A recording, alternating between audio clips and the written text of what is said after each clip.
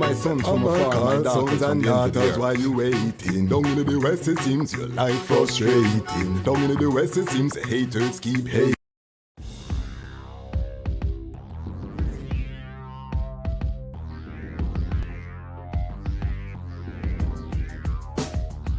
Well, lion voice, tell them that's the people first choice. Lion voice, make the lioness them feel nice. Lion voice, with the lion cubs we sacrifice. Lion voice, got to show the people them the life. Lion voice.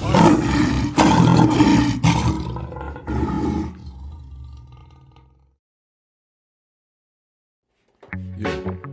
Well, don't be afraid, for I am with the eye. I will bring thy children from the east and gather thee from the west.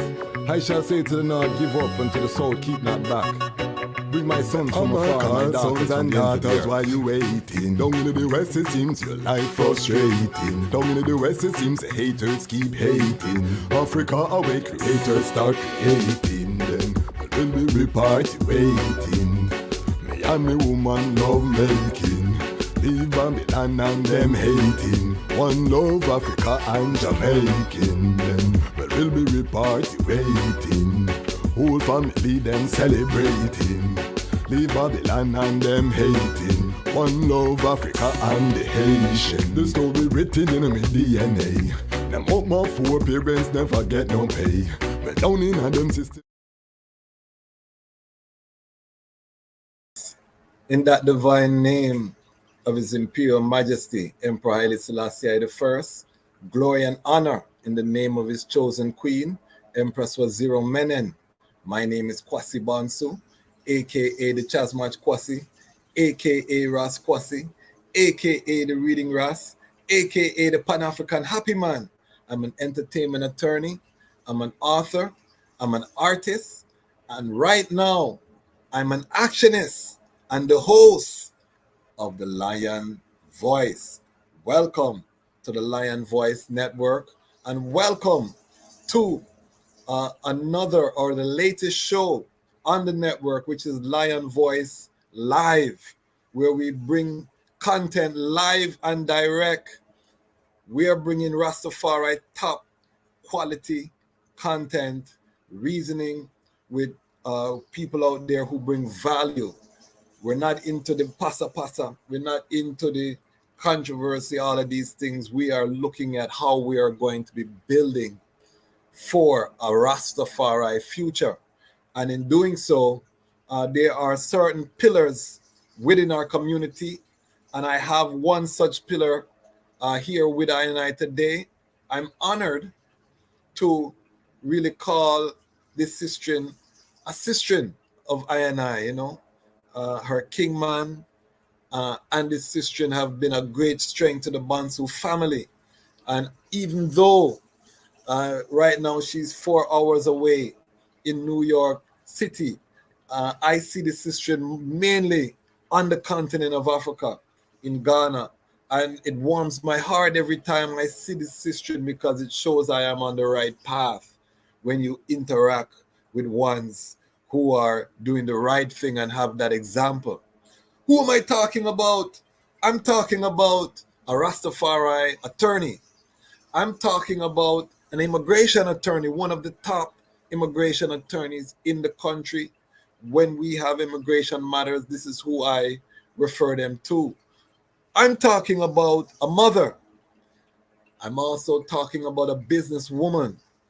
I'm also talking about someone who has been a wonderful counselor to many, not only within our own house of the Bobo Shanti, but throughout Rastafari, a shining star amongst our matriarchs, and a long time frontline soldier on the battlefield and in the army of Rastafari. It's a great honor to welcome Empress Marina Blake. Empress Marina.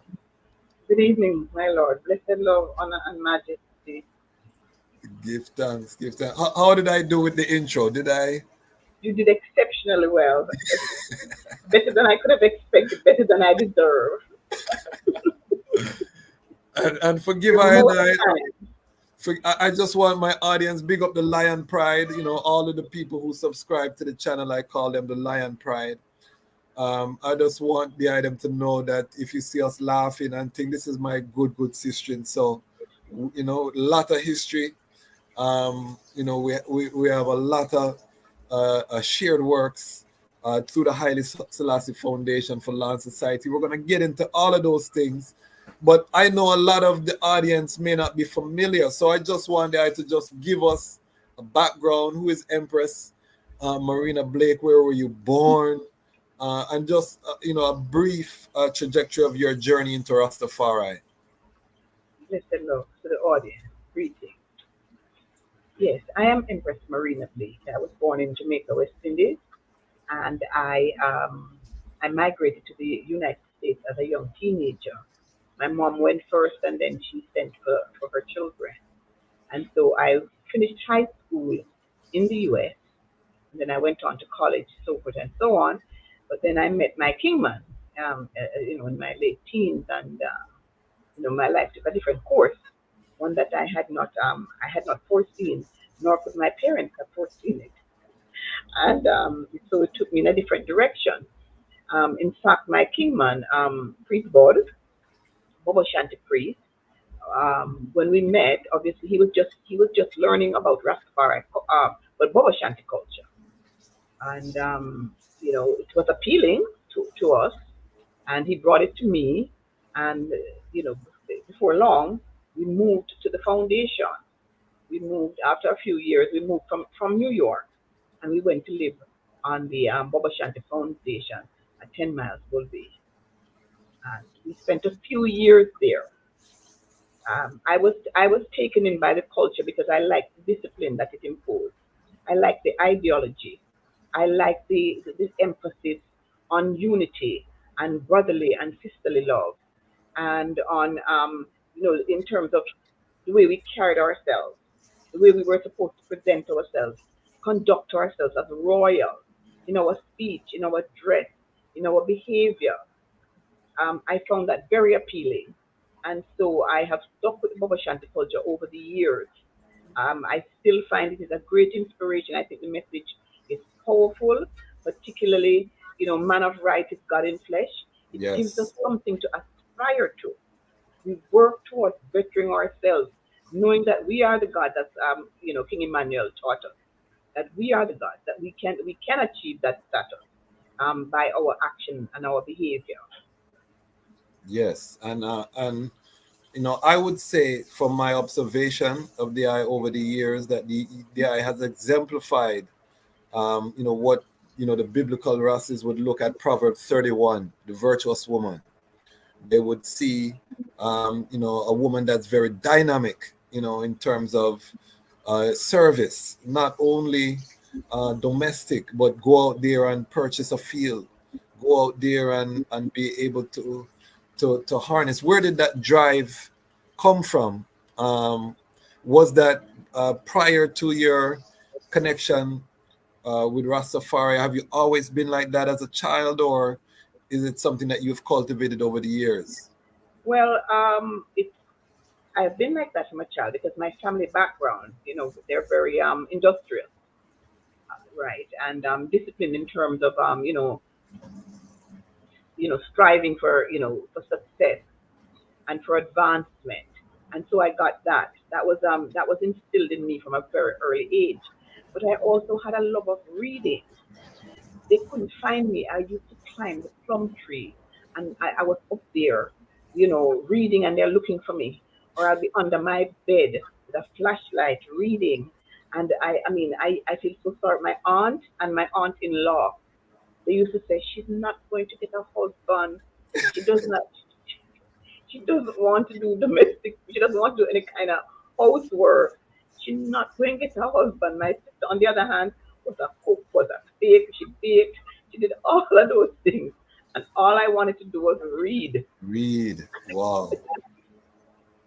That is powerful. That is powerful. So um, we want to just transition from that to living. A lot of people hear about Bobo Hill.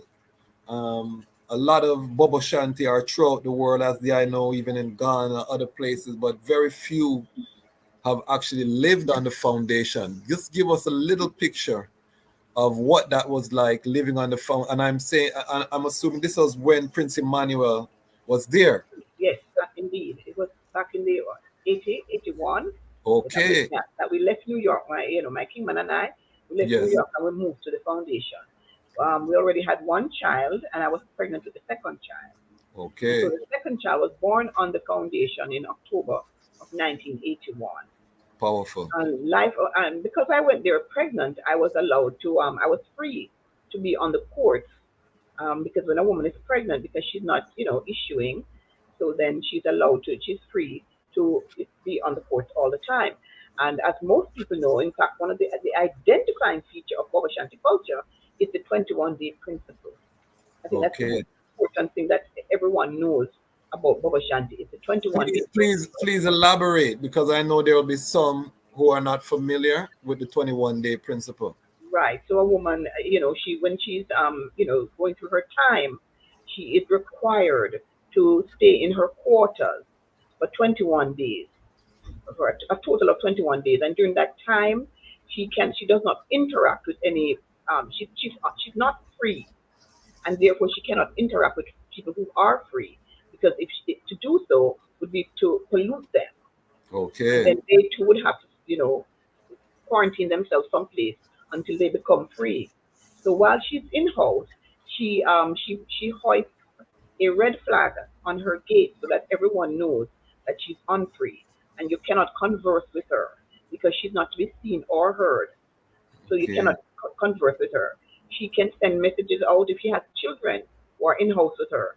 They can take out her message, or she can convey messages to people outside through the ministering angel, because the system is set up to facilitate that lifestyle.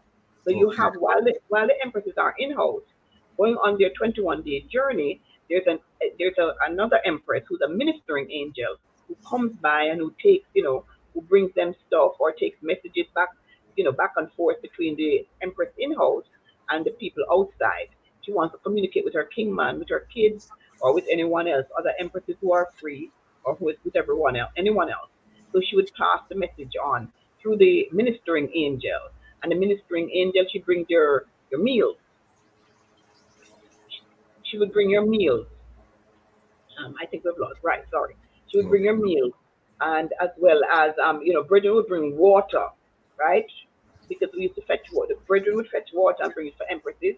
When our empress is inside, she would put her drum, at the gate, and there would be a special, section of the gate where the brethren is able to, um, deposit the water, and Okay. yeah, so it's a system. Very, no, very, very disciplined. I didn't even know Yes, the intricacies. I'm yes, learning right now, because I know yes, about the 21-day principle. How, I'm thinking about Generation Z, the millennials listening to us speaking about this. What, in terms of the benefits, would you say of such a rigorous? I'm sure it's, there's a discipline, there's time to really yes. self-reflection, there's that camaraderie around the system. If you could talk about maybe from the eye perspective, some of the benefits of such a strict system. Yes, indeed. The 21-day principle forced us as empresses to form a close bond with each other, a Okay. sisterhood, a true sisterhood, because we had to look out for each other. We had to take care of each other. Moreover, your time inside does indeed allow you time to reflect, for introspection. For the first 7 days while you're issuing, you cannot touch the Bible, but after a certain number of days, you may you may touch the Bible, you can read your Bible. And so it's right, it really gives you time to commune with the God, with the internal God, and to reflect on your life and yourself, and the principles, and to examine whether or not you're living up to the principles.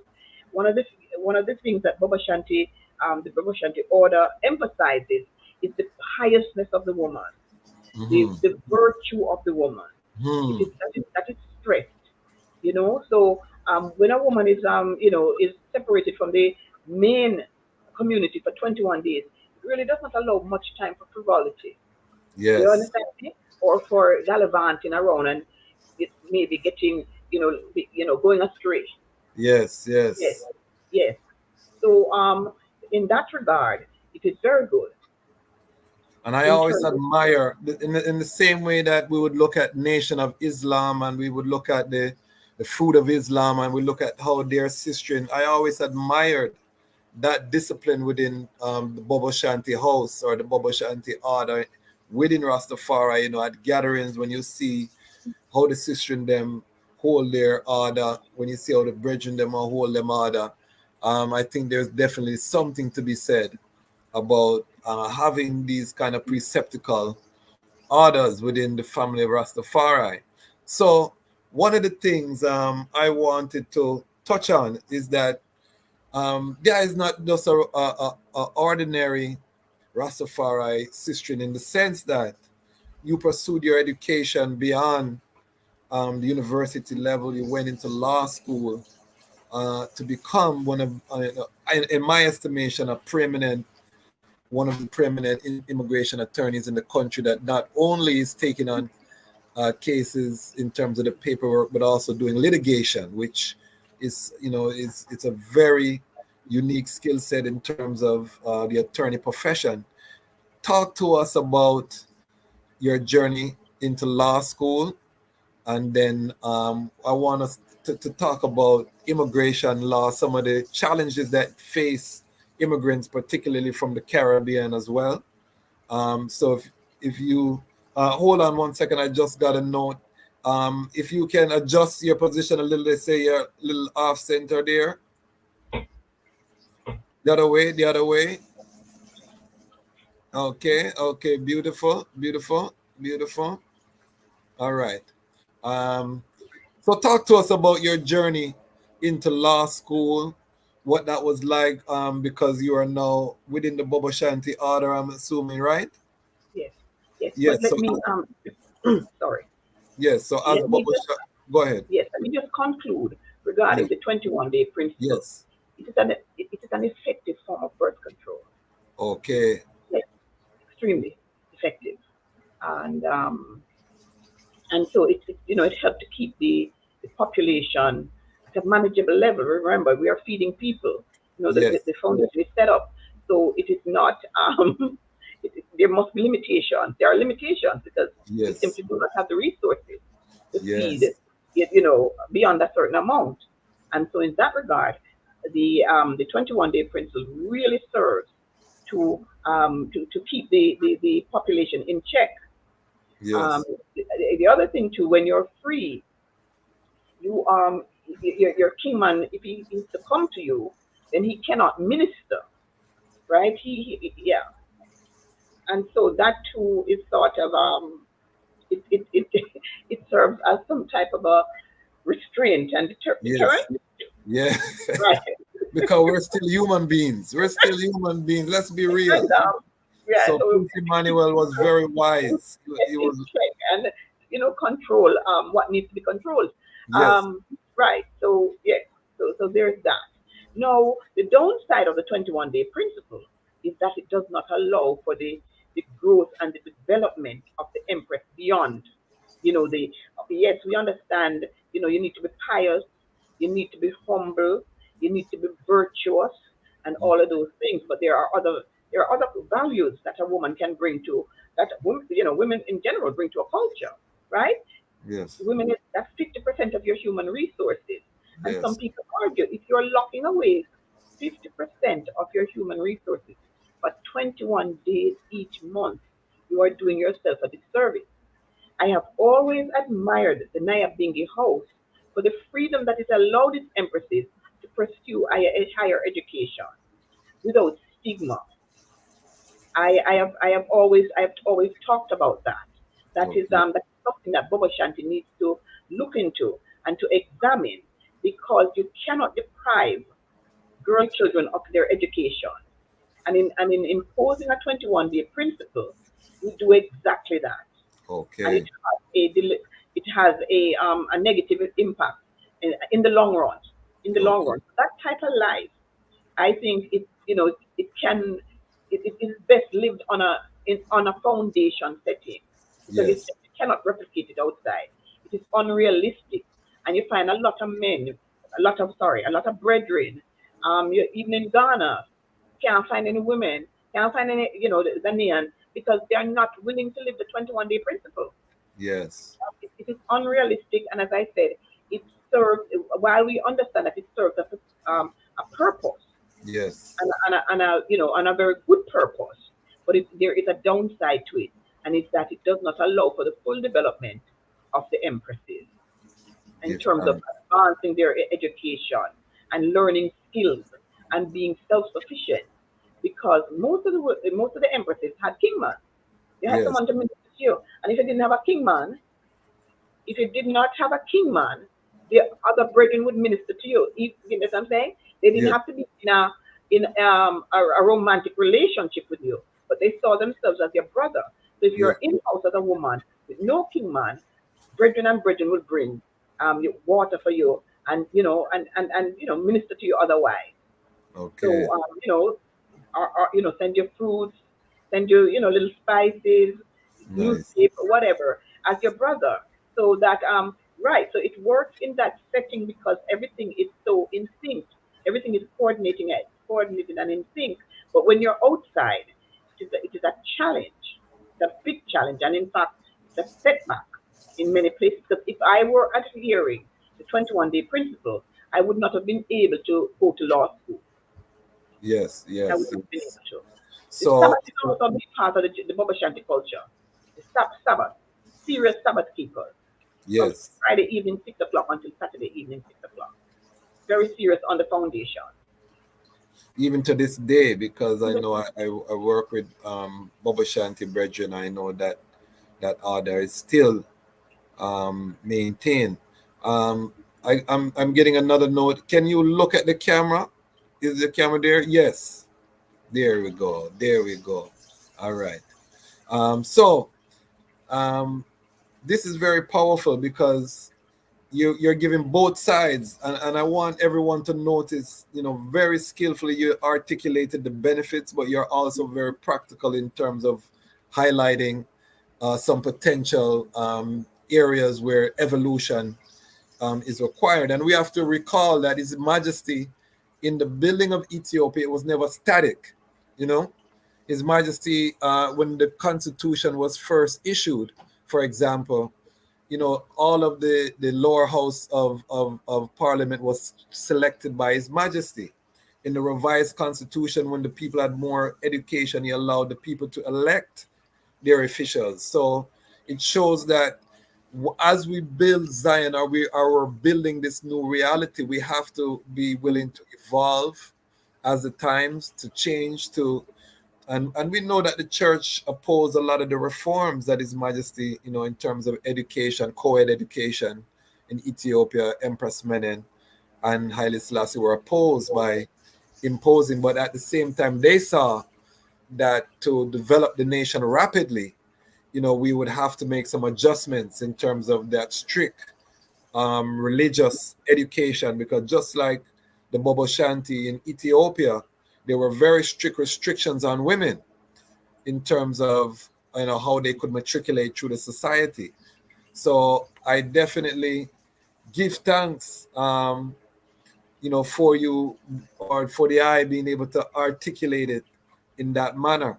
So you spoke about having um, to modify the 21-day principle in order to attend law school. What was the calling that brought you into law school, and just talk to us about the journey into immigration law in particular. Well, it was actually a friend of mine. I used to work for an Italian bank, and I met someone there who was into law, and he actually encouraged me. He said he thought that I had the making of an attorney. I liked to research, and and I liked problem solving as well. And he saw something in me, and he encouraged me. He said, "Why don't you consider law?" And I started looking into it, and that's how I am. Yeah. Okay. And why immigration? Well, I didn't start out doing immigration work. In fact, I started out doing surrogacy work. Okay. And then several people from my mother's church contacted me about immigration. And then the calls for immigration assistance in the Caribbean community was so loud and it was so clear that I naturally transitioned to that and away from surrogacy work. And yeah, it was more interactive, and Yes. the community needed my help, and so I got into that. I got into immigration work. I When I first came out of law school, though, I was working for a firm, a small firm in Jersey, and it was actually my kingman who encouraged me. It is he who, at his behest and his prodding and his encouragement, that I should open my own practice. Okay. Yes, yes, because he was always that type of a person. I was more, conventional, and Yes. he was less so. Let And let so, us take some time and just big up Jabi. We take some time and big up Jabi because he's a virgin where really, community man, always at service, always bringing positive vibration. Since I've met the Brethren, I feel like I've known him my whole life, because he really trods with that warmth. You know what I mean? He really trod with that warmth. So, make with us big up Jabi, you yes, know. he's a peace and love. He's a peace and love type of Yes, person. He has no cruelty in him. He's not cruel. He's not unkind. Yes, and he's very forgiving. You yes, could say you could say the worst thing about him, and next week he'll see you and heal you. And I would, if I try to remind, if I try to remind him and nudge him and say, "You don't remember, say, it's bringing this once about you." Like, oh, that's his burden to bear. I am not carrying it. That's what he would say. I am not carrying that burden for him. He must yes, carry it. He alone must carry it. yes, yes, yes. That is exactly how we operate. So you went from being in a law firm, working with other attorneys, to establishing your own. And was it that were you doing immigration at this other law firm, or you started when you? No, we were not doing immigration at all. I had no exposure to immigration law, as I said. We were doing some surrogacy work, and I was in that department. Okay, And that's okay, why when I started out doing surrogacy work. And then, okay. as I said, because the calls were coming in from the Caribbean community for representation in the immigration context, I, you know, I just transitioned to that because that's where the need was, and it took off. And I love immigration law at work. It is much more complicated than people would imagine. Yes, Because most people think that it's just about completing some forms and submitting them, and then that's it. But there are so many issues that come into play. There are people with fraud issues, people with criminal, with arrest and criminal convictions, people with multiple marriages. In hmm. fact, we just won a case up in Maryland there.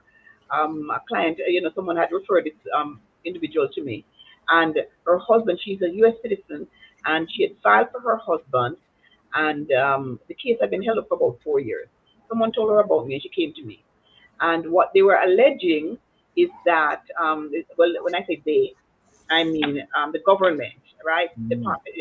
U.S. Department of Homeland Security, which is the cabinet agency responsible for administering the immigration laws of the United States.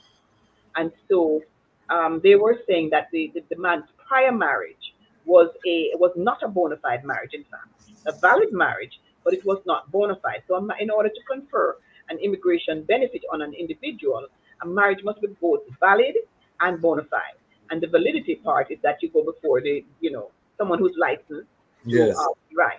And so it's valid, right? We have a marriage certificate that says, yes, I went before the county clerk, or I went before a minister, and I'm married, right? But then the bona fides comes into play. You must prove that the purpose of the marriage is not to evade the immigration laws of the United States. So it's hmm. a real marriage then, as opposed to Yes, what Jamaican people call a business marriage. So, right. So once they make a finding, it is immigration is punished in certain ways. Um, because once a finding has been made that you were involved in a fraudulent marriage, then Mhm. no subsequent petition submitted on your behalf can be approved. So let us say, for the sake of argument, my lord, you were involved in a fraudulent marriage with Mary Brown, a U.S. citizen, and you were undocumented and with no status. And then the marriage fell apart, or when you went to the interview after all the filing had been done, you went to the interview, and Mary Brown said to the officer, "You listen," and the officer is pushing, pressing and prodding Mary Brown, and this is not a real marriage because he doesn't even live there. He's getting mail at other addresses and so forth and so on. And she said, "Okay, okay, okay." He paid me $20,000 to marry him, to give him a green card, and so she withdraws her I-130, and you're now, you're in a lurch. Wow. Right? So let us say later on, let us say you had a child was born in the U.S. and the child now turns 21 and is able to file for you, but you can't get a green card because you're stuck.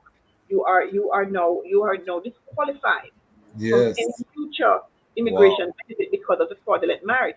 So immigration takes fraudulent marriages very, very seriously. Fraudulent marriage, alien smuggling, and drug conviction, false claim to U.S. citizenship. There are no worse crimes that a person can commit. False claim to Yes. U.S. citizenship, there is no getting around that. Big Yes. drug conviction, can't escape that. Wow. Um, Alien smuggling people into the United States unless they're your family member, and they have to be your immediate family member, your spouse, your children, your mother-in-law, things like that. Then, right, and it's not for pay without remuneration. And then there's a waiver for that. There's a forgiveness for that. But if you're just involved in alien smuggling, bringing people into the United States for money, then that's a very serious charge, and you cannot. It is difficult, if not impossible, to get around that. So there are some things that they take very seriously, and the fraudulent marriage is one of them.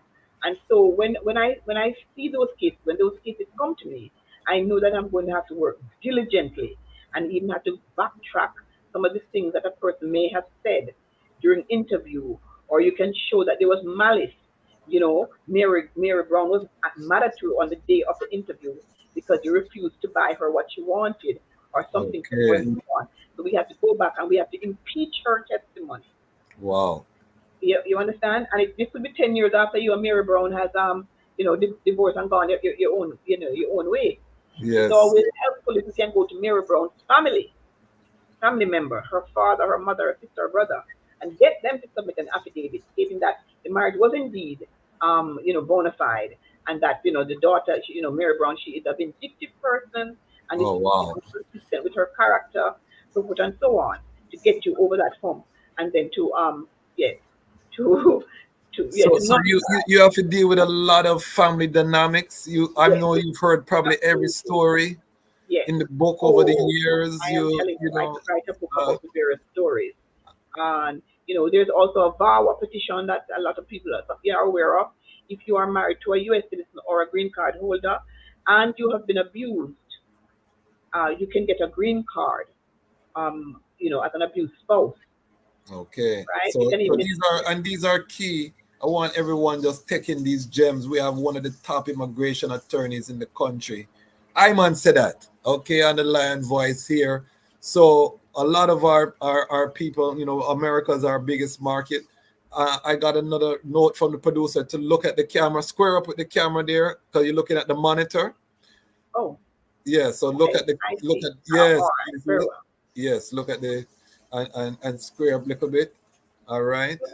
We're gonna get it right, people, because this is very important. This is historic. I was telling someone this is the first time two Rastafari attorneys have had a reasoning on a platform like this in history. So we're gonna go deep. Cause remember, this is a repatriation we want to really touch on, because the woman that you see before you here is someone who's living repatriation. It's not just a chant or an idea. As I said, 4 hours up the road, but every time I see the eye is in Ghana. This is how I and I, I and I connect. And we've seen each other, one and two or a few times since COVID. So active, in terms of back and forth. So let's get forward to the immigration, what are some of the common challenges that face the Caribbean diaspora? These are some of the key things that you are letting people know that they are is battling day to day, and what things they need to do to prepare. Well, a lot of times people enter the country without inspection.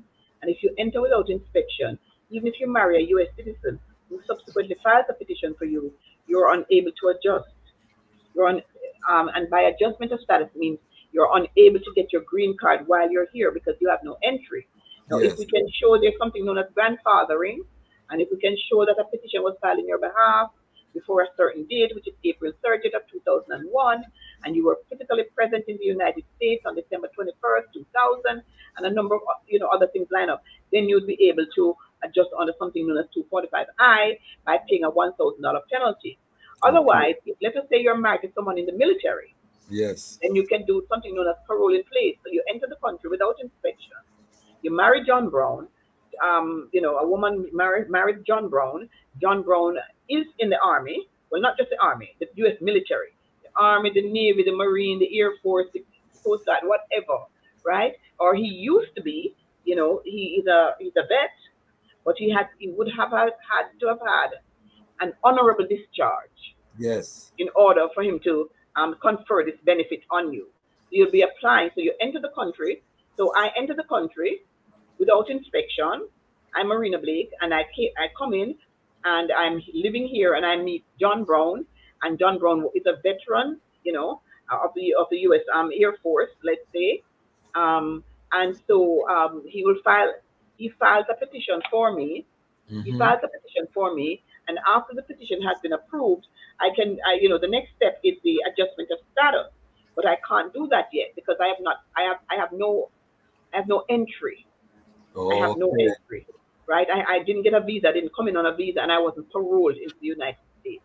So what I do is I apply for something known as parole in place because my husband is a veteran, right? okay, Or let's say he has a child. My stepchild is currently enlisted so I use that as the basis. So it's a legal fiction, right?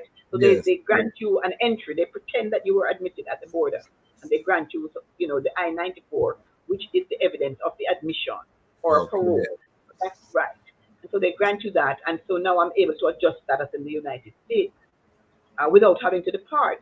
In the event that I'm married to someone who is not a veteran and I have no claim to making an application for a PIP, parole in place, then the next best thing would be for me to apply for a provisional waiver and then travel abroad once the waiver has been approved. Because if you enter the United States and then you've been in the United States for a certain number of time and then you subsequently depart, you have triggered something known as unlawful presence. okay, Which means, and if you leave the country unlawful presence, you're not able to come back for 3 years or for 10 years, depending on how long you stayed. Because even if you enter the US on a visa and you overstay the visa, right, and you subsequently depart, you're unable to return. And so you interesting. need a waiver to overcome the unlawful presence. So you do the provisional waiver here, and then you travel abroad, and you visa process, and then you come back and you get your green card. So there are different ways to maneuver, and you have to look at the situation. You also In have situation. No, I was gonna say in this modern time, is that still common for people to be coming to America without any visa or any? Are you still seeing a lot of those cases in this modern time? Extremely common. Extremely common. I do not know how they do it, but there are ways and means. Listen, it is an entire industry built on people coming in Wow, without. wow, I had a client many years ago. He was in deportation, and while you're in deportation, you're not supposed to leave the country. Otherwise, you'll be seen as self-deporting. And he said to me, oh, he wanted to go to Jamaica to look at some of his property or whatever. And I said to him, no, you cannot travel, and you must not travel. And I am talking to him, like a month or so later, and I'm hearing these like waves are, lashing against the rocks, and I said, whoa, you're not in New York. You sound like you're in a. And I said, like, sound like you're on an island, like a Caribbean island, maybe Jamaica, and he was silent. And I'm just saying to myself, oh my God. And of course, I can't say, I'm not saying anything more. And then 2 weeks later, I see him, and you just there's a way. There's a There way. is Wow. absolutely a way. There's a way. Yeah, Wow. it's an industry. It's an industry, and it's so important because a lot of us, particularly Rastafari in America, have some connection with the Caribbean. This has been something that has plagued us in terms of development because a lot of brethren and sisters found themselves without status. Empress Marina has helped a lot of even ones that we know in our community have gone through, and she's been able to, help a lot of situations. So this is a woman that has so much love, a sister with so much love in the community because it's one of the greatest joys when you can adjust someone's status that they can now seek employment, they can now get a bank account. Talk about that. You know what? Yes, yes, it is so fulfilling. I mean, if you hear the praises that we get. There's this woman from Bangladesh who used to just call my daughter, and well, she doesn't speak English much, but her granddaughter would call and just like in the morning, I said, my grandmother's praying for you, my grandmother, because she had a kid that had been languishing for years, and in fact, she has family members who are lawyers who are assisting her, and they couldn't get the case. They couldn't get it approved. Just denial after denial, and they contacted us, and we took over the case, and we got the woman her green card. We got the elderly woman her green card, and so we get a plethora of cases now from these Bangladeshi lawyers. They just send us cases that they used to grapple with that they cannot manage because they really don't do immigration law. They do personal injury. But as I Okay. said, a lot of times people are misled. They think that immigration is simple, that it is not complicated. And if you can read and fill out a form, you're fine. And it is anything but. It is anything but the jazz match. Well, that's In fact, why I yesterday studied the the jazz match immigration case. George contacted me and Yes. he said to me, I have a case for you. He said, this one is above my pay grade, so I'm sending it to you. He said, Yes, 2 days and ago. that is what we do. She's referring to our other colleague, the Chasmas George, who I work closely with at the Rose Law Firm, Rastafari own law firm. And we send all of the immigration cases to Empress The Marina. difficult ones, the The difficult difficult ones, ones, the yes, the Chasmas George challenging ones. immigration as well. But the challenging ones, we send them because, as I say, one of the top immigration attorneys in the country, and she's Rastafari. So this is something that we can feel proud about as Rastafari family globally. And this is why I wanted to bring Empress Marina here on the Lion Voice Network because we don't want to hide this. There might be a young sister watching this, out of the 5 sisters that watch the channel because it's mostly brethren, but there might be a young sister watching and say, you know what, I can do that. I can do that as well. And this is why it's so important because our children are online. They're not on the corner. They're not, with us anymore. So we have to highlight these things online. Now, I want to go into your first trip to Africa. How old was the I? What was the call like? Talk to I about Well, this. my husband had visited Africa before me, and in fact, he decided that he was going to repatriate there. And I knew that I was not that was not my frame of mind at that time. We had gone to the foundation and ended up having to come. And before going to the foundation in Jamaica, we had gotten rid of our apartment, sold off our furniture, and all of that. And so this time around, I knew that I was not going to. We were older now; we had more children, so forth and so on. Moreover, my husband and I at that time we were we were living apart.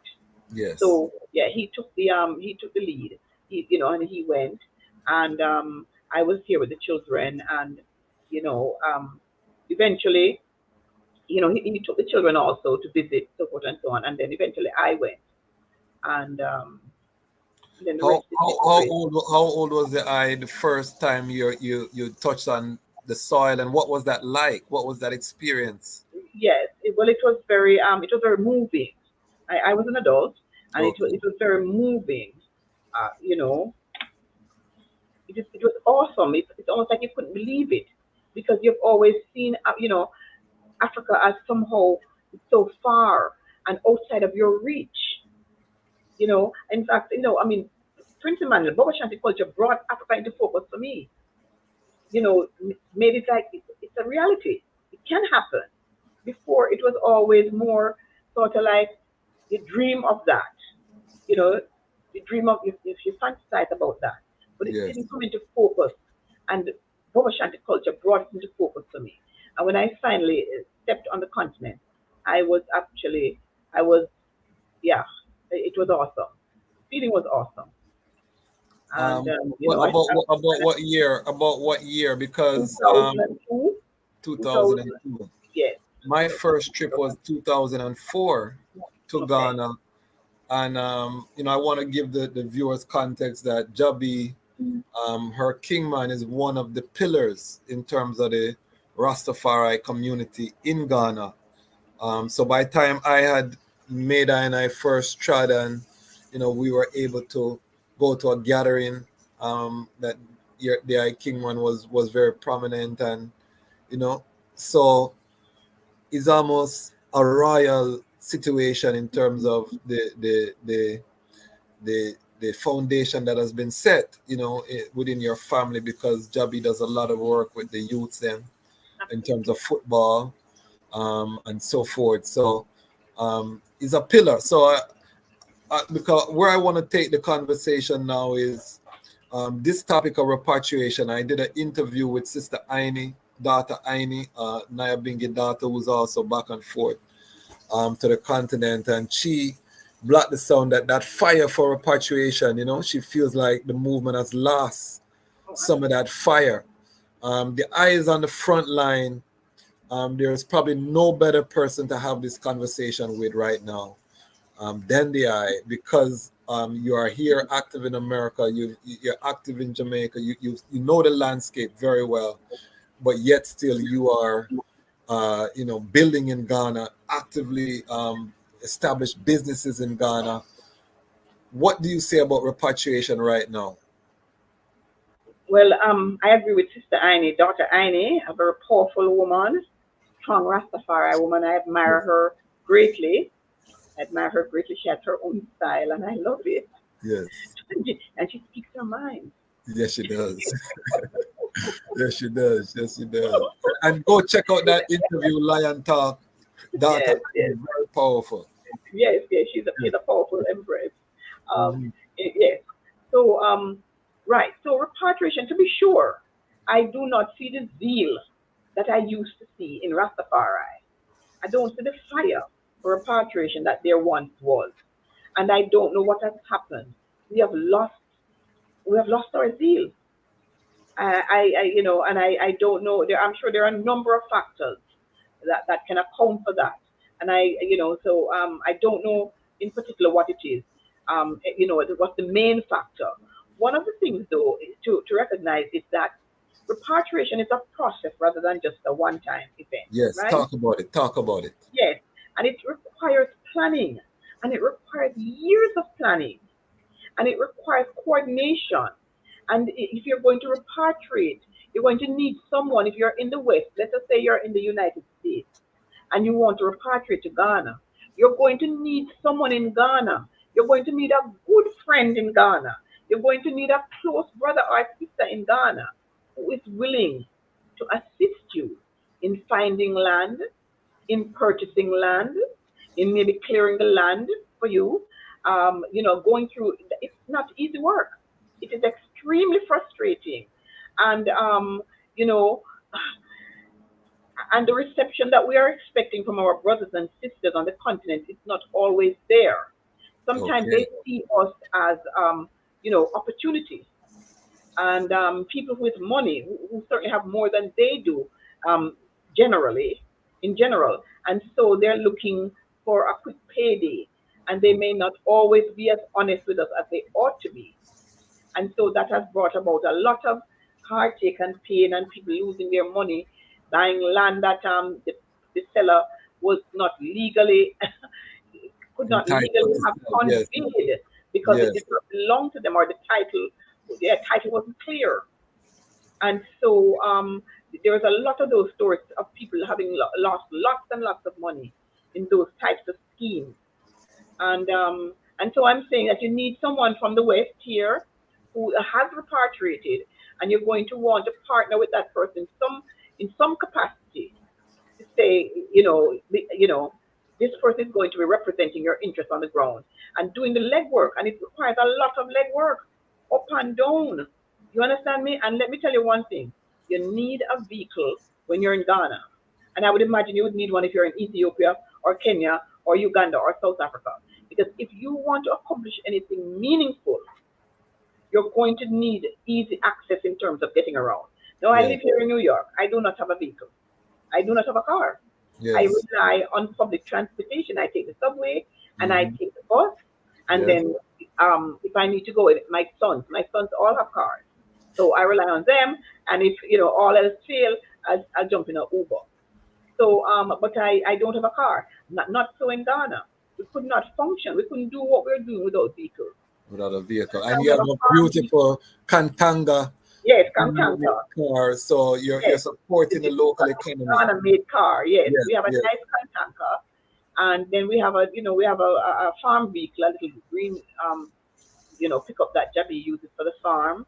And then we have an older car, Mercedes Benz, an older car. Yeah. Okay. And right, because we're doing a lot of work. We have drivers. We have to have drivers too, because to help with the driving, that Jabi can't do it all on his own. No. And yes, so let me tell you something. It takes coordination, it takes planning, and it takes some finances. Let me tell you. Talk That is about the finance, because oh, I has I invested don't want to discourage anyone, but, yes. but I am telling you, Ghana is not inexpensive. No, we have to be real. We have to be Yes, real with the audience. This is the thing, because my audience is 97% male. Most of them are younger than I. I have older brethren too. But one of the things that I talk about is the Rastafari man standard. And one of the things in that standard is the economics, because for far too long, we have neglected our economic development as brethren in particular, which is why we don't see as many sistren gravitating to the movement, because women crave security, and the instability that comes from not being economically stable is not attractive. So brethren can have baby mothers, but we're not seeing families, stable Rastafari families being created. And part of that is because we have to be realistic that a family, a kingdom, which essentially a family is a kingdom, requires economics. absolutely. Children have to go to school. All of these things are the reality. Big up Queen Mother Moses in the comments. She said truth. Queen Mother Moses, get ready for the eye interview too. Because we have things to discuss as well. But we have to be so real in terms of and I want to big up my brethren Ras Makapi in Tanzania, because he said that the movement has almost glorified poverty, you know, Absolutely. and So I'm that so glad he said that, because I yes, want to address that. That's because when I said, I remember one day I said it to my daughter a few years ago. Why is it? Why are we losing the young people at such an alarming rate? Why aren't young people gravitating, even those who grew up in a Rastafari household, in large part? Why are they not? Why are young people not gravitating towards the movement? And she said, because nobody's eager to sign up for poverty. That's what she said to mm, me. She was being facetious, of course. She said yes, that nobody is, yeah, in a rush sign up for poverty and this glorification of poverty, as though there's something noble and righteous about poverty. You understand? And that there's something evil about wealth and riches. We talk about King David, we talk about King Solomon, we talk about Job. Those people were wealthy, wealthy right? Abraham, Wealthy and righteous and righteous. yes. Right. So that wealth does not divest you of your righteousness. And for the people who burn the Bible, when you look at His Majesty was a wealthy man. Yes, Ross McConnell was a wealthy man. Empress Menen was a right. wealthy woman. So, So we you need to know, stop vilifying people who yes, are successful, economically successful. And yeah, and there's a lot of that in our community. And it must stop. because unless we have not grown, we haven't learned anything. Because, and I do understand the fundamental sentiment that the system is corrupt, the system is lopsided, that it favors some people and it disfavors others, and I mean, hence the need for Rastafari. Rastafari rose up as a direct response to the oppression that people, depression in the system, particularly as it related to us black people in the West and throughout the world, because even in Africa, Africans are victimized. They are marginalized in their own country. They Yes. don't get the benefit of their resources. Outsiders, other people, other races have come into Africa and raped Africa of all of its wealth, its natural resources. And we are sitting around and allowing it to happen. Moreover, we don't have the wherewithal to even compete. So when the African, when our indigenous brothers and sisters, they're moved by money. They're moved by money. So when we come and we're saying, "Oh, we're your long um, lost brother and sister from the West," they're like, "Yeah, yeah, yeah, yeah, move it along." And how much money you got? You understand? So that nobody wants to hear about victim. Nobody wants a victim. Nobody wants a crybaby. It's Yes. similar to when you're applying for, a school, right? You're trying to get into a particular college, and you have to write a personal statement, and then you can talk about the challenges that you may have faced in your life, but you can't stop there. You must talk about how you have overcome those challenges to get Yes. to reach where you are, right? So you can say, "Oh, my mother was a crack addict. Oh, my father was a murderer. I was in prison. I was raised by wolves, and so forth and so on." And then what? And then what? You understand? So after I was raised by wolves, and then I didn't learn to walk upright until I was 15. Whatever. You understand? And people want to know, how did you overcome the challenges that you faced in your life? That is Nobody it. wants a crybaby. And I remember I attended a function in Washington, D.C. several years ago, and I remember the African woman saying it was $100 per plate, right? And there were several people there from our community, the Rastafari community, who were seeking to get in without having to pay that fee. And the woman, I remember the woman saying that that's why we don't bother with you people. Hmm. Imagine that $100, you cannot afford $100 for to get into this function. That's why we don't even bother with you people. Wow. And then again too, the other day when the citizenship in with respect to citizenship in Ghana, and what they were asking for was, I think it was 2,000 cities, and so the people who are at the helm of this thing, on the diaspora side, went back to the Ghanaians and asked if they could reduce it to 1,500, well, to 1,200, and they said no, and they said 1,500, and they said no, and they were disgusted. They were absolutely disgusted that we were unable to find 2,000 cities, which was about the equivalent of 200 US dollars. And Yes. so in their mind, they're like, these people can't find $200 to pay for this. Then why do we want them here? How Hmm. can they contribute to our society? Because let's face it, yes, long lost brothers and sisters are well and good, but you can't just flood people's country and you have nothing to contribute. You have to show that yes, I can come and I can add value.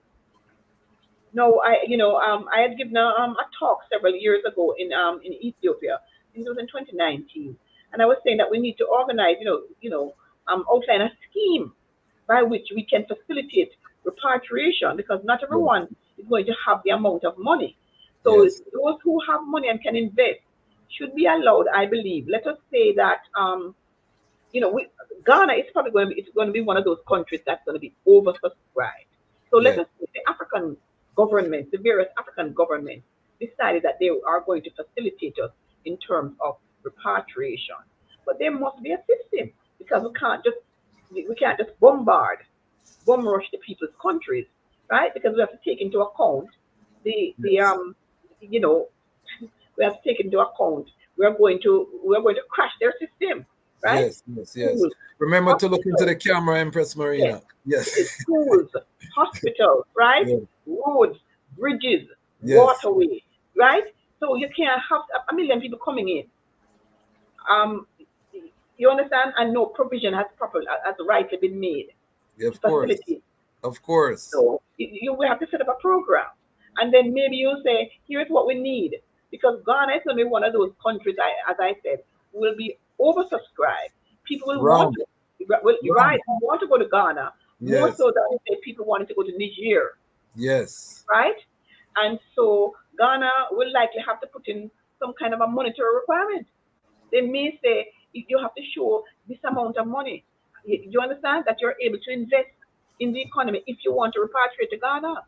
No, it should not just be, a money thing. I'm thinking that if a person, let us say Ghana were to set a threshold of 100,000 US dollars Yes. as the Which is minimum. steep. That rule out most of the Rastafari Right. So that so community right so away. a person who can do that, Hmm. right? Maybe they should be allowed. Such a person should be allowed then to bring in, let us say, five other people who can't meet that criteria. Yes. So something like that. So you don't want any one country just getting all of the people with the money, And to then yeah, invest. and then Must everybody get, has to go yeah, elsewhere. every right, the poor people go to another country. That's not what we're trying to achieve. Certainly not what we're trying to achieve. But we must be respectful of the various countries and their governments and whatever criteria they may put in place. There's a reason for it, and we must be mature and know that you cannot you can't just bum rush a country without negative consequences. So it must be done in an orderly fashion, and there must be a criteria and some qualification. Now I know the ideological argument to say, well, we didn't pay to come and we shouldn't pay to go back, and why should a person have to apply to go to return home?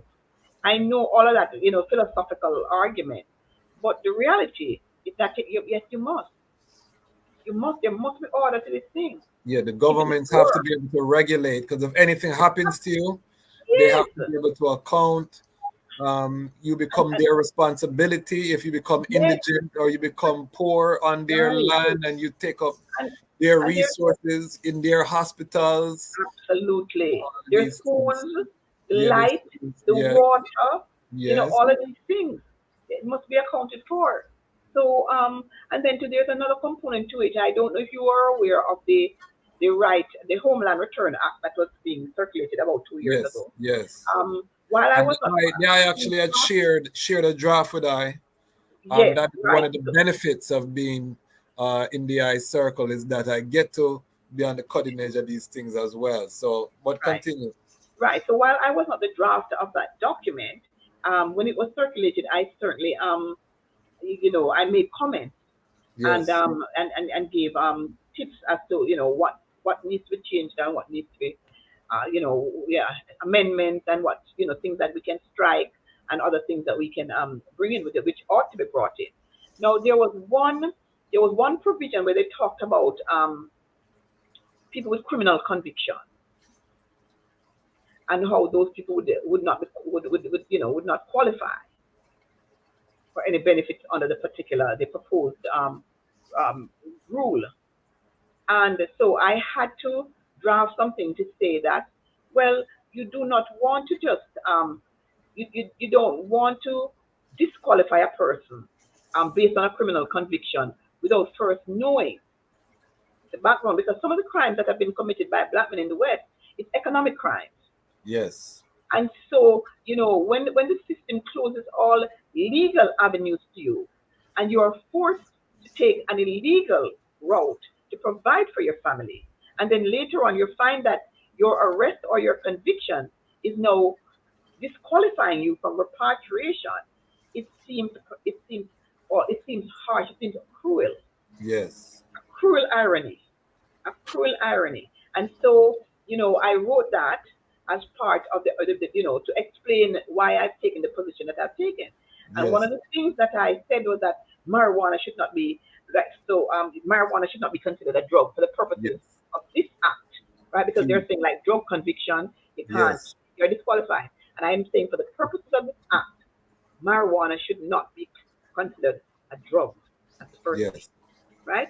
So we should differentiate between economic crimes and certain Yes. other types of crimes. A person can may even have Agreed. robbed a bank, right? And let us look at the circumstances and allow for a waiver process. Just Yes. like in the United States, if you're trying to get a green card and you have some fraud issues, or you may have some criminal convictions or other things that disqualify you from the green card, there is a waiver that's available for a lot of convictions. So you Yes. can apply and you can explain your situation. Here is how I got involved in this situation. And we're all of us, we are better than our worst mistake, right? Yes. We're better Yes. than we are better than the worst thing we have ever done, right? And that should not be the sum total of your life of who you are. Now there are some other types of crimes that are very troubling, very disturbing, such as rape, child molestation, and things like that. And so the government would have a right to say, to give pause Yes. to Of people who course. have been convicted of certain types of crime. Yes. And so, that has to be worked out because then you start to wonder and well, is there redemption or has there been any rehabilitation? Has the person changed? Can this person be trusted? Or, so forth and so on. Or should this person be disqualified from ever being able to repatriate at all to any African country? So these are some of the things that have to be worked out. But getting back to the economics of it, it takes money to buy land, to Yes. register the land, to clear the land, to build, and let me tell you, you're going to be frustrated. You're going to And be, will they be able to get a job in Ghana? oh no, you'll have to create your own. You will have to create your own I job. want, And it's yes. not, yes, yes, you will have to, and you shouldn't want to go to Ghana and get a job. You know what I'm saying? Unless maybe you're working for a foreign corporation or something like that, because you shouldn't want to be taking work away from the in, yes, Indigenous. oh Yes. Our yes, indigenous yes. brothers and We sisters, should be creating. because We should be creating employment yes, opportunities. yes. Underemployment is a real thing. Absolutely. In the on the continent, a lot of university students cannot find Hmm. work that generates money to sustain their families. So as Empress said, we should be really going there with the mindset of creating employment. And one of the things I hear from brethren is, anytime we go Africa, me now come forward, So, it's like they lock in, so they never get to go because they have in their mind that once they go, they're not coming back. And I try to really dispel people of this notion, because you need to investigate so you can set your plan in the West. The West still has an abundance of resources that are not available. We cannot go around that in terms of money making opportunities. The West has so many, where you can just find a job. So jump in a job in the West, get training programs. There are so many avenues to where you can build a skill set in the West that can really help you. Talk about this mindset of I'm only going to go one time, Absolutely and not. yes, That's not a mature approach, right? We are older now. We know better. We're not teenagers. We're born this, born that. We born so many things, and we didn't build anything to replace it with. You yes, understand? Yes. So we're born this, born that, born mining, born all these type of things. So, all right. So tell me, give me the alternative. Show me how we can because our people are suffering. yes, We need to go there and be a help and be a light, help the people around us. But I want to talk about that too a little bit, even in terms of yes, helping ourselves and each other. I yes, believe, my mother always said to me, my mother who passed away, 2 years now, at the age yes. of 97, she said to Yes, me, she always said to me throughout my life, as her father had said to her, do all the good you can for as many people as you can for as long as you can. wow. Help. That's the name of the game. And let me tell you something. I am living testimony that you cannot lose with kindness. You cannot lose. Even if the person to whom you've extended kindness and generosity, even if that person is not appreciative, Even if they're ungrateful, even if they spit in your face, you still have not lost. You Yes. have not lost because you know we have a responsibility towards each other. We as Rastafari, we claim that we are the moral conscience of the world. We are the people of equal rights and justice. Well, we have an obligation to help each other. So if I am doing a little bit better than you, Rasta, Kwasi, the Jasmat Kwasi, I have an obligation to help people who are not in the position to do what I can do. Mm-hmm. If they are responsible, people who are responsible, people who are serious, right? We need to lift each other up. We need to help each other to climb, to progress, economically, spiritually, in every way. We need to help each other socially, and I take that very seriously. I have a duty and a responsibility towards my brothers and sisters, and in as much as my mother ingrained that in me, it was also fortified by the culture, Bobo Shanti culture. It was fortified by that. Once again, as I said, we were forced to depend on each other. We were made to depend on each other.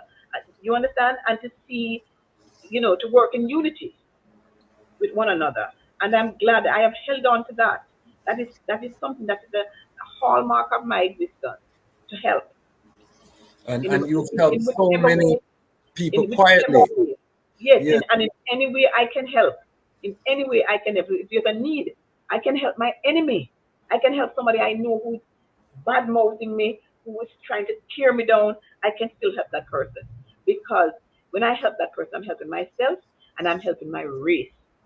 I Yes. talk to yes, and I talk. Listen, we as sisters, Rastafari empresses, we bear a lot, because a lot of times the brethren, they misbehave, and some of them they misbehave terribly, and put us in some very bad positions, leave us in some bad economic financial position, and the children too, without their parents.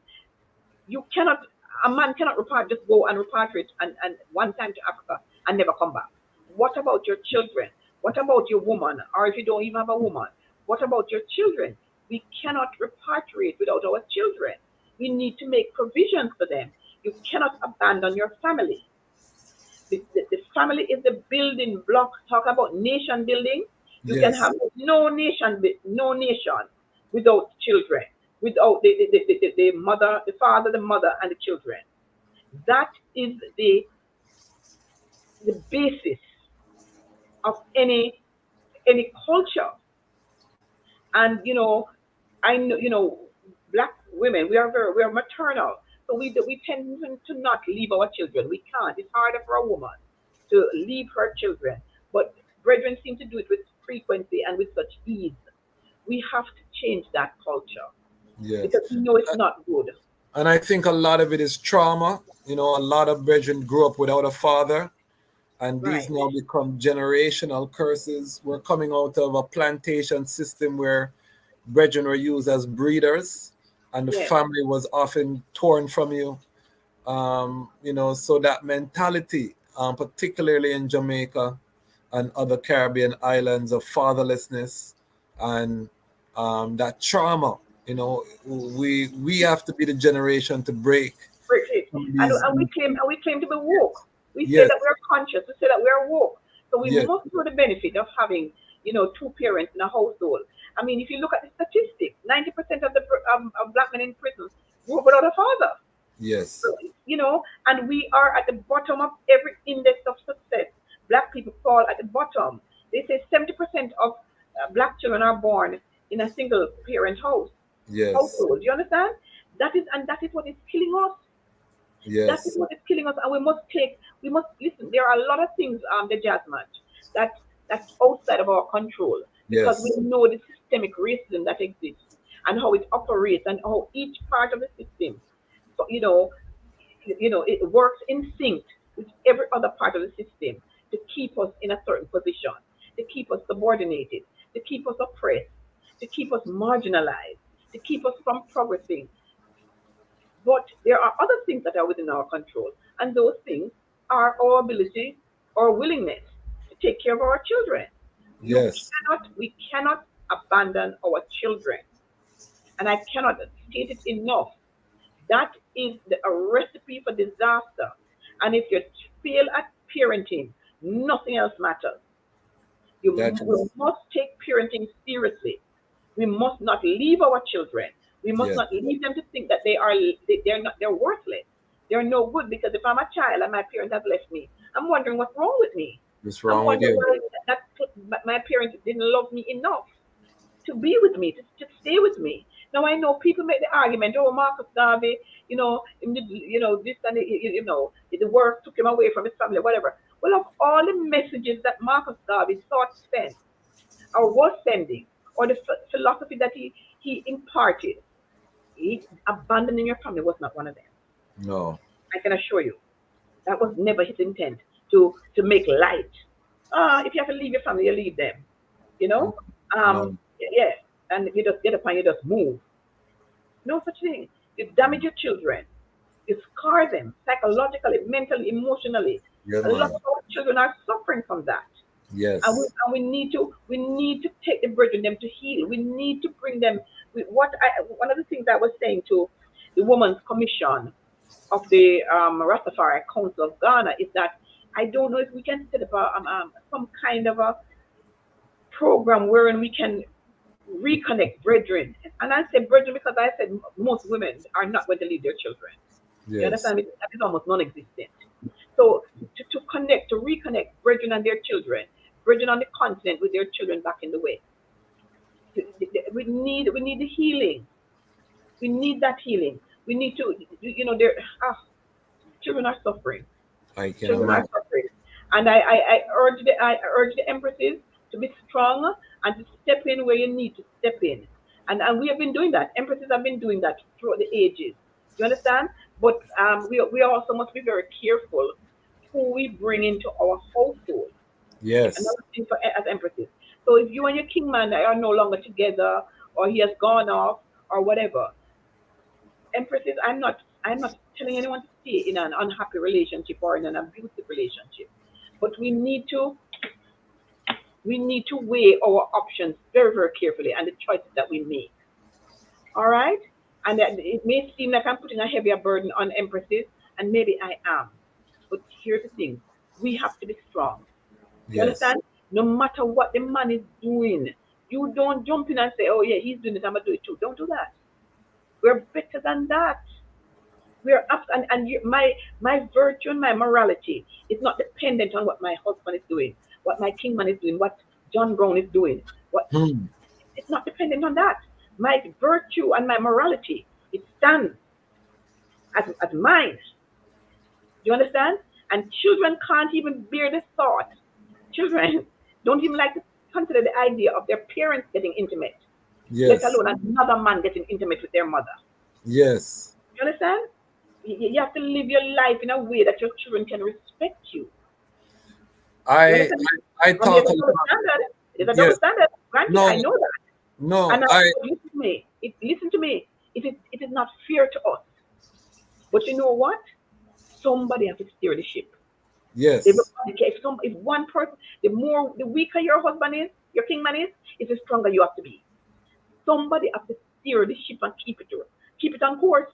And if we have to make that sacrifice, we will make it. We must make it for the benefit of our children. My sons they have no, listen, their father and I were apart for a number of years. They have mm, never seen me with another man. You understand me? They have no secrets from me. The last time I beat my son, my eldest son, he was 21. And he's tall. I'm 5'2" and he's 6'2". And so I had to jump on, I had to climb on a chair and then jump on his back to slap him in his face. Right? And I can do that because he has no secrets for me. He can't turn around and tell me anything. The most thing he can say to me is, Mommy, if you went to one people back there, going to lose weight. Um, and at that time, I wasn't even big. At the time, I was quite small, about 10 pounds. But you can say to me, Mommy, you want to do this. You understand? I can speak to my son. I can pull them up. I can correct them. I yes. can Because chastise them. they saw you live the life of a I have virtuous lived a woman. certain life. I live to see, they just much pussy. I Mm, live to see my husband stand up and look at me and say, I you make me know said God truly exists in the flesh. Wow. We give thanks. Yeah, he said, you make me know that God truly exists in the flesh. Give thanks. That's Give what he has thanks. said to me. And you say that to the sister in them on this channel. I can tell you, Empress Marina. I talk to the brethren them about sexual discipline. I talk to them about, making sure that we are building strong families, about vetting, Yes, your queen, and not sharing space with just any woman because she's fat and she's sexy, and a lot of reasons that are put out there from brethren. Um, we have to have a certain discipline. Worse, right now, the Armageddon is upon us. The global reset is being unfolded. We saw what's happened with COVID-19. One time, if we say the whole world are going to lock down, like the elders said, people say you're crazy. We live and witness the entire world shut down. No air travel to, whole parts of the planet. You couldn't get no plane in or out.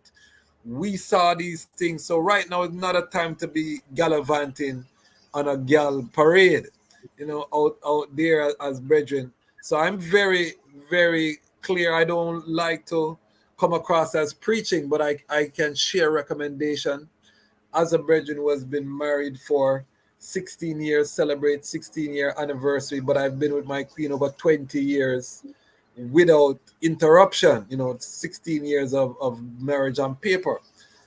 So I feel like now I can talk, I have some qualification, and my youth them are here under one roof. Give thanks to the Most High. I'm growing with my youth them. And I said to the brethren who are married, because I know a lot of brethren who are married and holding the family orders, that we have to be more vocal, because oftentimes is the single brethren them or the entertainers that are putting out this image of Rastafari as promiscuous, as any type of girl we're gonna just be intimate. And so a lot of these children that are being created in unstable, chaotic, lustful environments, and then it create that breakdown, and we're unable to build the nation and to build Zion, which is our calling. Our calling is to continue the work that His Majesty started and established. So I'm glad you said that to the queens, but when I hear the sister and them say that we have to, be the thing, it bring up that male side of me where say, no man, we have to step up. I don't like here the empress them or the princesses or the queens them have to feel like them have to take this thing on them shoulder by themselves, As a man, I have to talk to my brethren and say, no, we have to absolutely. step up, Yes, my Lord, we have to do the right thing. Listen to me. If we claim to be who we say we are, we have because your word is your bond, your word will condemn you. Words on our We have taken power. that, yes, we have taken a certain stand in the world, then we must live up to it, even when it is difficult, even when it is painful. We must live up to our principles. You understand? And I like the empresses have been doing a wonderful job. You understand? For the most part. You understand? The women, we hold ourselves. We carry ourselves with dignity, regal. You understand me? We're not here with this one. And listen to me. I live my life in total rejection of the stereotype that they have created of the black woman, like loose. She's Yes. this one, she have how much children, five, how much different baby father, and she's on welfare. I live my life in complete contrast to that, in opposition to that. I am devoted to my race. I am devoted to the liberation of the black race, of black people. And I will make any sacrifices necessary to that end. And if it means that I listen, this is Chinese, Chinese women, Chinese parents, they will live a joyless life in a hovel to send their kids to MIT and to Harvard.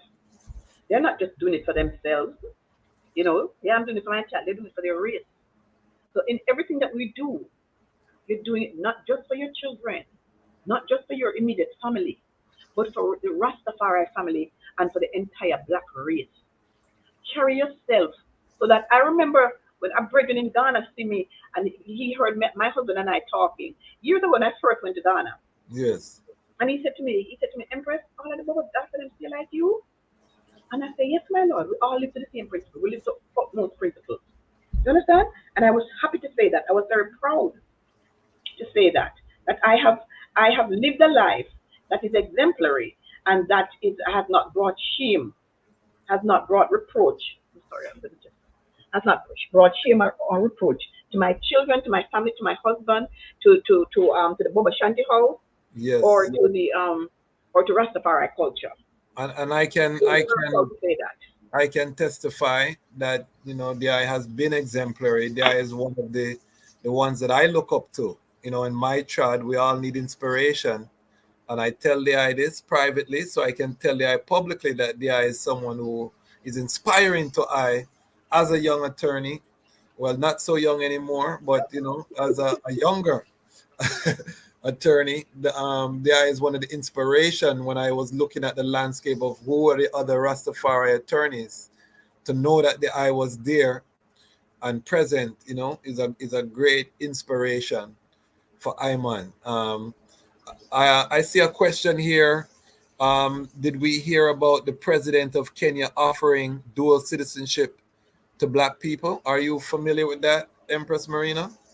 Right. Well, what I heard, the little that I know, I'm not intimately familiar with the situation, but that he was talking about waiving, breaking down the visa requirement. Okay. I don't know if he had gone so far as to say that he would be, handing out citizenship, just like that on a large scale. I am not aware. I'm not aware of that. So, but give thanks for the questions, and you can put your questions. We're gonna wrap up shortly. If we were paying for the time, we couldn't afford it. It's a big high power attorney in New York City. So we give thanks for the time that we're being granted. If you have any questions, put them in the comments, and we will ask them. So, in terms of Ghana, talk to us about what the climate is like. We talked about Ghana being oversubscribed for some people who have not been there to experience what the energy is like right now in Accra and in Ghana with we talk about repatriation, we talk about the return, but in Ghana, we're actually living and seeing it, meaning you will go to the mall in Ghana and you hear a UK accent, you hear an American accent, you hear a Caribbean accent. These are all Black people me I talk about, and you're walking through and you're seeing all of these different people converging. Talk to us about your experience and what is happening in Ghana for those Very, who have not it's been. very exciting. You meet people from all over, as you've stated, and it is good that we get together. A lot of socializing goes on in the diaspora community. Various birthday parties or festivals, meetings, just get-togethers, so forth and so on. And so we are constantly interacting. As I said, you usually need a vehicle to get around because it is extremely difficult if you have to rely on public transportation. It's not always very safe. And yeah, for that reason alone, it's not always very safe. The church, a lot of times they are not well maintained. You understand? And accidents, those types of accidents, you know, um, are not uncommon, Yes. and people have lost their lives in that way. So it is good, and you should purchase your vehicle while you are in the West and earning Western money. Because if you think you're going to leave everything until you get there, you're going to be very frustrated. So certain things you must start, planning for here in the West. What I want to urge the daughters, because a lot of times we are better at money management than our king man, and so I want to urge the daughters to save, work, save, invest, right? Because you're going to need money to repatriate when the time comes. And listen to me, start wherever you are. Don't think you don't make enough money, you don't have enough money to save. Saving is a habit. It's a habit. And it was instilled in us when we were in school in Jamaica, right? You used to have every Friday, you had to go pay, put your money in, you had a little book, like a passbook, and they note how much you're saving. Thrift. Thrift, yes, was instilled in us. And so let us continue with that, right? Start with $1 a day, right? A little shoebox. in a little box, and just every day you come in, you drop $1. Or if you don't want to do it like that, you do $10 for 10 days, and you mark it off of a little calendar. Keep check to make sure that you're, $1 a day. If that's what you can afford, start with that. If you can do more, $2. If you can do $5 a day, $10 a day, you do that. But learn to save and teach that to your children as well. The benefits of saving, the virtue of saving, and because we're consumers. Our children are consumers, and we need to lead them away from that. They want to wear this brand and that brand and all. That's part of the trap. That is part of the trap to keep us here and to keep us just living blindly, without consciousness and buying all kind of foolishness, name brand this and name brand that. No, our money can be better spent, save, so we can come together as an investment group and invest, do some serious investment. That's what we need to do. We need to start working with each other. We need to start trusting each other. We need to start being fair to one another. What I find, and it's sad to say, a lot of charlatans, a lot of people who are just professional, general, and looking to separate you from your money, So we need to stamp out that mentality from among us and try to and be honest with each other, be fair and just with each other, and learn to work together. As I said, repatriation, it takes a lot of planning and it takes a lot of money, and you're going to need. What I recommend too is that maybe even families from here, maybe two families, can get together and decide that they're going to repatriate, and this way they can split, cost and expense, because you're going to have to travel there to check out certain things. You can't Yes. just leave it all, for one time. And the sisters, just want the brothers to know that, in as much as you have not always there is a disconnect between the promise and the performance.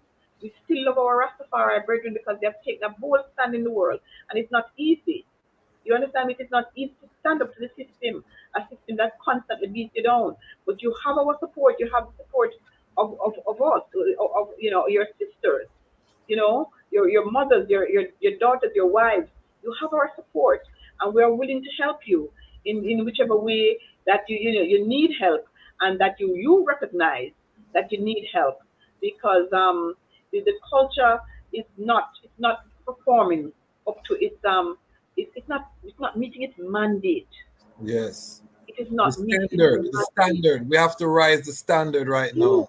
You understand? Loosey goosey. I call it loosey goosey. Yeah, and if you're sleeping with your brethren woman, just sleeping with a married woman, you don't understand your calling. You do not understand your mandate. You do not understand your objective. And if you're sleeping with a married man, you don't understand the objective. You don't understand the calling. You don't understand what we need to do to achieve liberation. We need discipline. There is a speech many, many years ago, and this may not, I don't know, some people may find this example, off putting. But Queen Elizabeth, as a young woman, she said, she made a pledge. She said, I devote my whole life, whether it be long or short, to the Commonwealth, right? So when Mm-hmm. I heard when I as an adult, when I heard that speech, I said, okay. So she's devoting her whole life to white supremacy, and I'm going to devote my whole life to black supremacy, Hmm. right? We know that she is the head of wickedness, that the royal family of England, they Hmm. represent, they are the personification of evil. They Hmm. are the representation of black people's oppression. Hmm. But I'm going to tell you something. It's the discipline with which that woman carried out. Do you see the result and the discipline and the commitment? Hmm. Listen, you hear her husband name call up in a this womanizing and all kind of things. You have never heard her name. She lived her life with dignity, and we must do the same. We can't make her be more virtuous than us. No, and You understand? So we are the original queen. I love that challenge that you extend We are to the our. original queen. We are the true queen. You Hmm. understand? So our name Right. mustn't call a certain way either. And if we solve these familial problems, we're going to find that the economics, the community will flourish, Absolutely. because those small familial problems, those broken homes, this is why we cannot build institutions, because the trauma and the flight or fight response, people either abandon the institutions or they fight all the time in the institution and no work get done. So we're seeing these trauma responses preventing us from moving forward. Why don't we have a Rastafari school? Why don't we have a Rastafari health center that is number one on the continent? Why don't we have a Rastafari bank or a Rastafari credit union Mhm. or a all of these different institutions that make up a solid, sustainable community? We cannot really point to say that we have a functional model. We have ones that are doing the work in different capacities. However, we do not have, a fully Rastafari institution employing Rastafari people for the benefit of Rastafari. And this is because, again, these broken homes, the trauma, we cannot absolve the state and the persecution that we faced for so many years with cannabis. Give thanks that is, because we were created as a criminal part of society because of our sacrament and our association, and now give thanks that's lifting that stumbling block. However, even if cannabis is free all around the world, if our family structures are not solid, we won't even benefit from the cannabis legalization, which we should be generating billions of dollars. And we're working on things behind the scenes, but we'll get to that in other episodes. We'll be bringing people on the front line. I want to just thank Empress Marina. I have here longer than I anticipated. Like I said, I give thanks for her time, for her sage advice. This is someone I call for wise counsel in reference to Ghana. Our Kingman has assisted our family in our process as we transition. We definitely will see her on this channel as we evolve the channel, as we build the platform. We definitely will be bringing her forward. Before I go, though, I cannot leave without talking about briefly the Haile Selassie Foundation for Law and Society. Um, myself, Empress Marina, the Chasmatch George, Ross Marcus Goff. We had Elder Ross Miguel Lorne. We've reached out to other attorneys, had established a 501c3 nonprofit, the Haile Selassie Foundation for Law and Society. We're not as active as we would like to be. However, we have done a lot of consultation in the community. A lot of time it goes unheeded, from that time, which is also part of it. But just talk about the importance of the foundation of us coming together as Rastafari attorneys, and how some of the things that we aspire to moving forward. Well, first, I am, I feel privileged to be among, Rastafari attorneys, the I, and as you said, the Jasmus George, Ras Marcos, and, Ras Miguel, although he is not as active as in the Yes, organization as we would like, but we yeah, know that he has, all sorts of demands on his time. But we appreciate him when he does come forward, when he does come on. yes. To be sure, we could be doing more, and we should be doing more.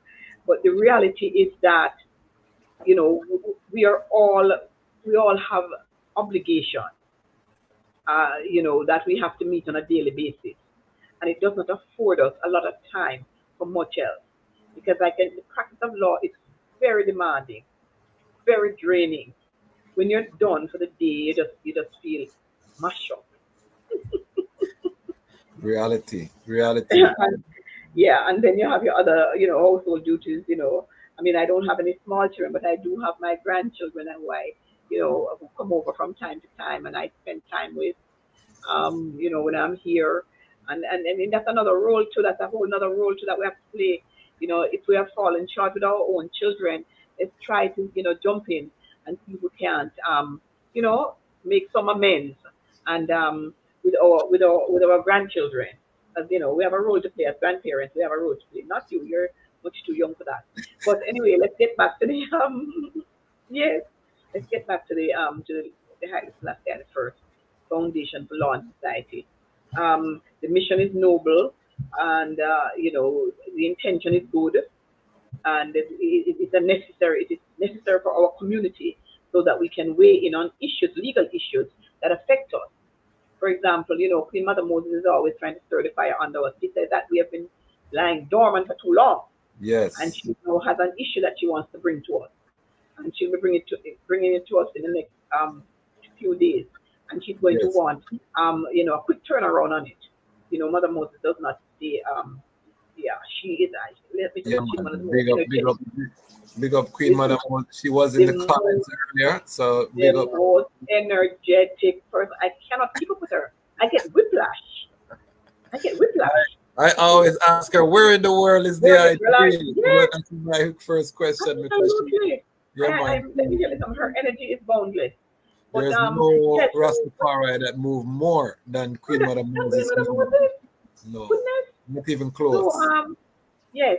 So we want to get active again. The HSFFLS will get active again. That is our aim. That's our objective. That's our goal. We're going to get active again. We're going to find a way to get to become more active, because I'm probably going to be winding down in my practice because my children will be taking over.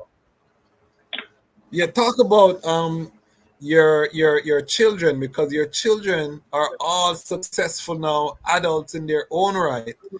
Just Right. talk about, because I think that's important in terms of the legacy of Empress Marina Blake and Joby, the accomplishments of your children. That's one of the things that I'm so impressed with, because I aspire for my own children. I have two teenagers now. But talk about just quickly your children and their professions. Right. So we have two lawyers, right? My eldest one is an attorney, and my daughter is also an attorney, and she works closely with me. And as I said to you earlier, we were off the record that she is my right arm. I could not. She has taken the practice to another level. They come in with their new ideas and innovation, innovativeness, and I am very very bad when it comes to technology. I am an Yes, absolute yes. I'm awesome. And she always said to me, "You're too lazy, mommy. You don't want to." She said, "Because I resist technology at every turn." She said, "You're just too lazy. You need to pay more attention. I'm not always going to be here to do this for you and do that for you." So, but listen, she's a whip. She's a crackerjack. She's a crackerjack when it comes. I'm telling you, I'm impressed by her. And even in the building of the house in Ghana, because yes, we're constructing up in the mountain. yes. Before she came to law, she was in architectural engineering Okay. before she switched to law. And so she's able to give all of this, advice to the contractor.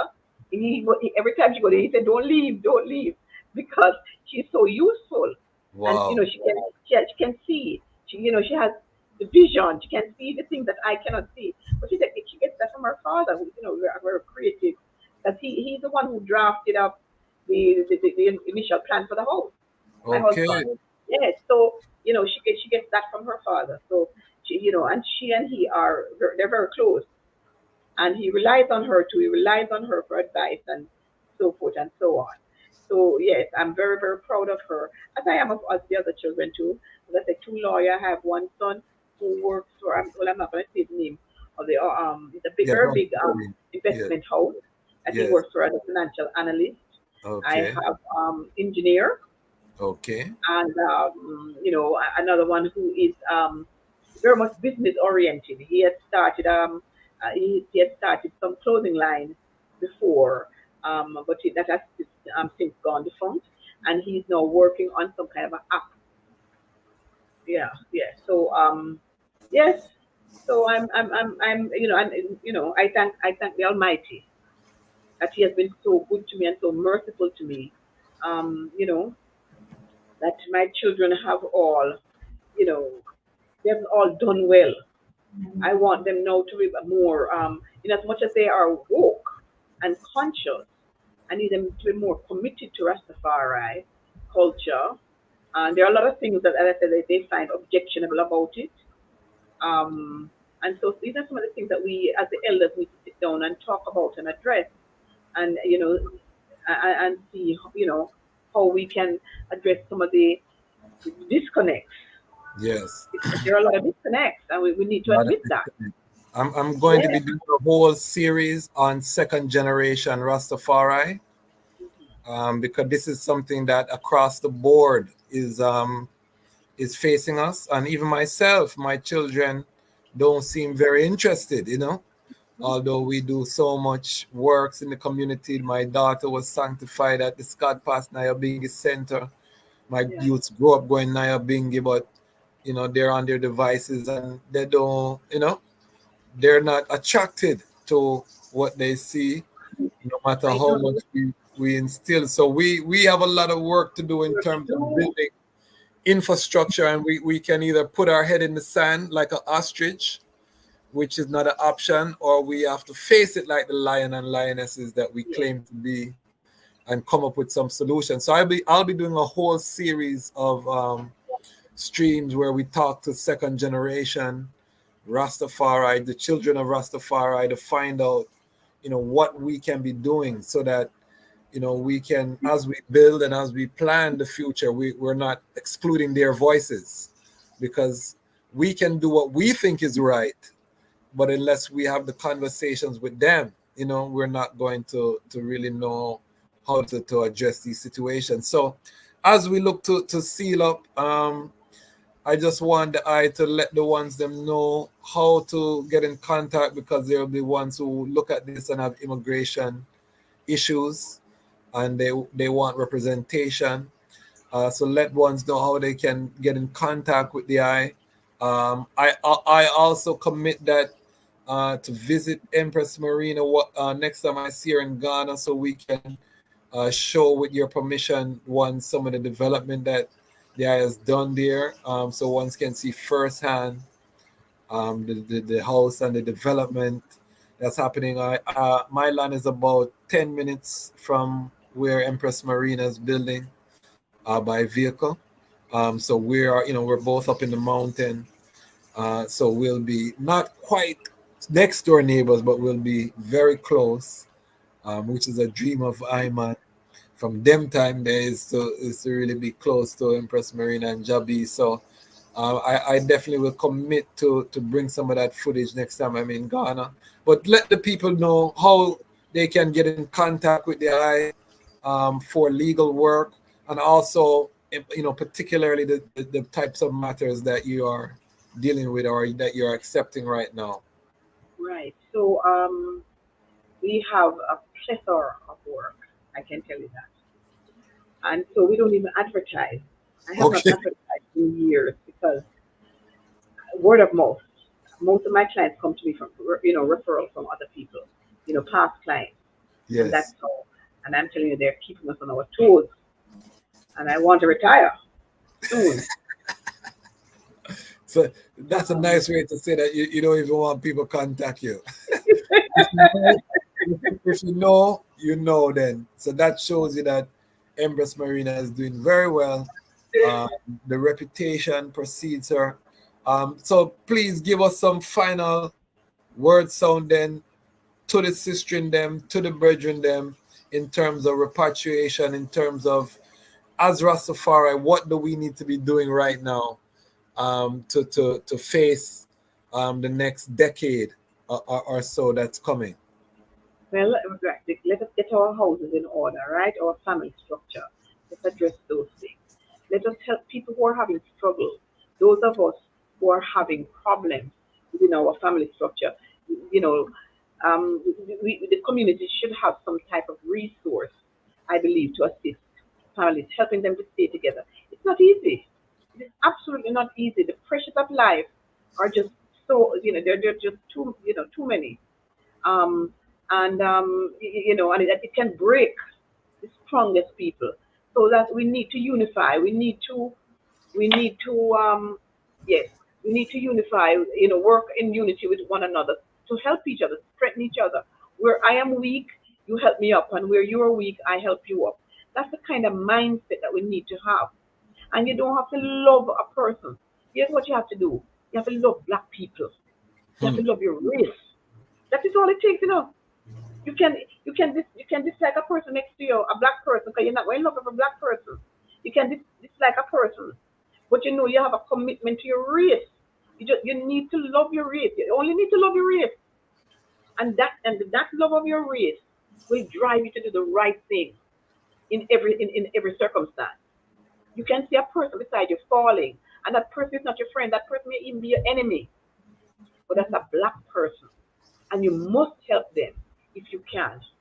Hmm.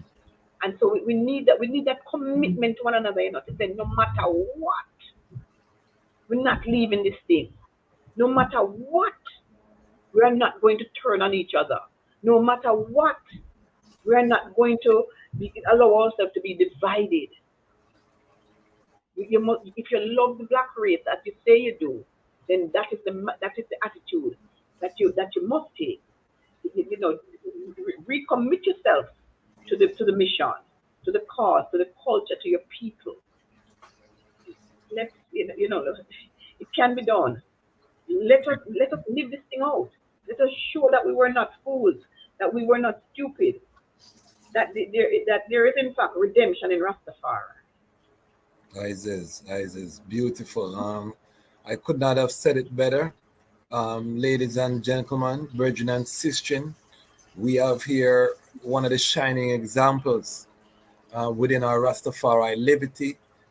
This platform, the Lion Voice Network, these are the type of voices and why I felt it was so important. I tell people all the time my superpower is my network. I've been able to amass a vast network of powerful individuals. So when I hear all of the negative and the naysayers about Rastafari and the doom and gloom, I can't identify because I know so many brilliant Rastafari that are working diligently on the front line. I don't get involved with the mix up. Um, that doesn't mean that we don't critique the culture because we are not a yes man to the culture or to anything. We follow the teachings of His Imperial Majesty. We give honor and glory to Empress Menen as His chosen queen. And we seek to live Rastafari in all that we do. So when I say that the time has come for the lions to tell their stories, because most platforms we're not going to hear these type of conversations happening, and we have to have the conversation to spark so that other Rastafari. We have a brethren here that said he's checking in from St. Vincent. Big up yourself, brethren. He said that he saw the Priest Isaac show, and that the eye is very fiery. So it must show the joy. And that's one of the things I love about being online is being able, I can't sit on the corner and burn a chalice with a brethren in this hour, but I can set up using the technology and we can reach brethren and sisters all over the world and have that same groundation that made Rastafari strong. So I want to thank the Empress Marina from the top, middle, center, bottom of my heart, the whole heart beat for the accepting the invitation to come on the Lion Voice Network and add your voice to the powerful sistren. I'm hoping I can raise, if you're a sistren watching this, please subscribe. I only have less than 3% of sistren viewership, so we need to get up to 40% at least. Please, I beg you. Help me out. I'm going to make sure I bring the sister voice on this platform. So please, follow the journey. This is not just going to be a talk shop. We're going to show the evolution. Empress, I tell people that Rastafari best years were not in the 70s. They were not in the 80s or the 90s. They are ahead of us. The glory that is coming. Now is the time to, if you're out there, if you've been dormant, perfecting your craft, now is the time to connect again with brethren and sisters. This is the portal. We're going to bring it to you live in living color. Why me say that? I say that because the time has come for the lions to tell our own story. And this is the Lion's Voice. Bless it. I love it.